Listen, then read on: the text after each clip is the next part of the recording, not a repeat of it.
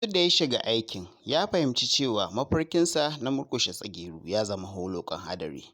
Yanzu da ya zama sojan Najeriya, ya ɗanɗana wahalhalu, takaici, tsoro, barazanar ko zai rayu, yunwa da ƙishirwa a cikin daji ko a cikin garin da yake zagaye da 'yan ta'adda.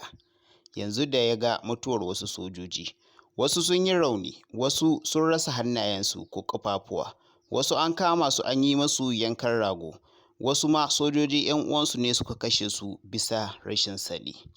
Ya sha ganin gawar abokansa, jini ya wanke masu fuska, wasu kuma suna kuka da ihu tare da neman ceto, suna numfashi tsakanin duniya da lahira. Dole yake tsallake gangar jikinsu ya ruga don ya ceci tilar rayuwarsa. Yanzu ya fahimci hatsarin da ke cikin aikin soja. Idan aka samu aikin, kamar an sayar da rayuwa ne ga ƙasa don ceton rayuwar al'umma da ke cikin ƙasar daga faɗace-faɗace.